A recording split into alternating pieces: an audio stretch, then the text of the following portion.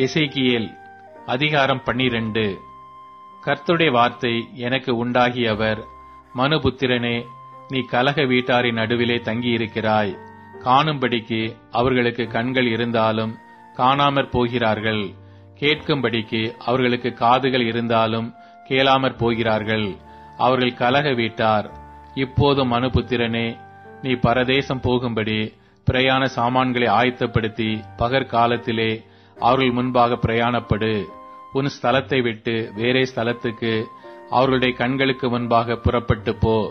அவர்கள் கலக வீட்டாரான போதிலும் ஒருவேளை சிந்தித்து உணருவார்கள். அவர்களுடைய கண்களுக்கு முன்பாக நீ சுவரிலே துவாரமிட்டு அதன் வழியாய் அவைகளை வெளியே கொண்டு போவாயாக. சிறையிருப்புக்கு போகிறவனைப் போல் உன் சாமான்களை நீ பகற்காலத்திலே அவர்கள் கண்களுக்கு முன்பாக வெளியே வைத்து, நீ சாயங்காலத்திலே அவர்கள் கண்களுக்கு முன்பாக சிறையிருப்புக்கு போகிறவனைப் போல புறப்படுவாயாக. அவர்களுடைய கண்களுக்கு முன்பாக அவைகளை உன் தோளின் மேல் எடுத்து மாலை மயங்கும் வேளையிலே வெளியே கொண்டு போவாயாக. நீ தேசத்தை பாராதபடி உன் முகத்தை மூடிக்கொள்.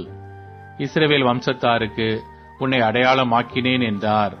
எனக்கு கட்டளையிட்டபடியே நான் செய்தேன். சிறைப்பட்டு போகும்போது சாமான்களை கொண்டு போவது போல என் சாமான்களை பகற்காலத்தில் வெளியே வைத்தேன். சாயங்காலத்திலோ கையினால் சுவரிலே துவாரமிட்டு மாலை மயங்கும் வேளையிலே அவைகளை வெளியே கொண்டு போய் அவர்கள் கண்களுக்கு முன்பாக அவைகளை தோளின் மேல் எடுத்துக்கொண்டு போனேன்.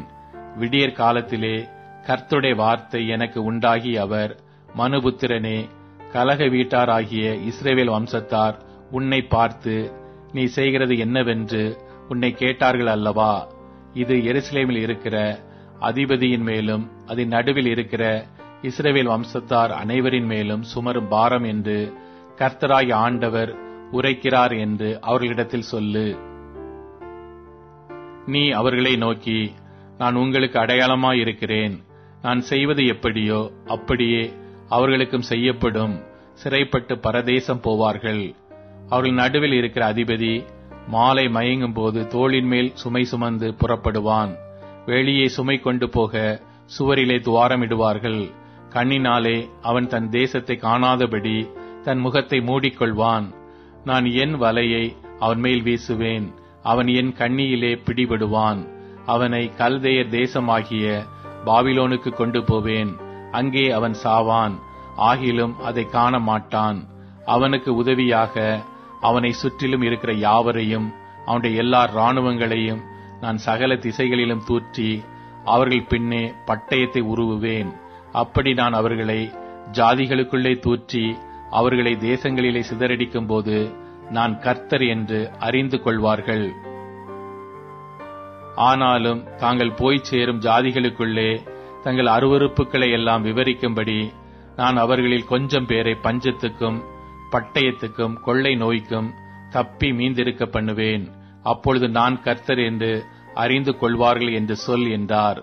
பின்னும் கர்த்தருடைய வார்த்தை எனக்கு உண்டாகி அவர், மனுபுத்திரனே, நீ உன் அப்பத்தை நடுக்கத்தோடே புசித்து உன் தண்ணீரை தத்தளிப்போடும் விசாரத்தோடும் குடித்து தேசத்திலுள்ள ஜனங்களை நோக்கி, இஸ்ரவேல் தேசத்திலுள்ள எருசலேமின் குடிகளை குறித்து கர்த்தராகிய ஆண்டவர் சொல்லுகிறது என்னவென்றால், தங்கள் அப்பத்தை விசாரத்தோடே புசித்து தங்கள் தண்ணீரை திகிலோடே குடிப்பார்கள்.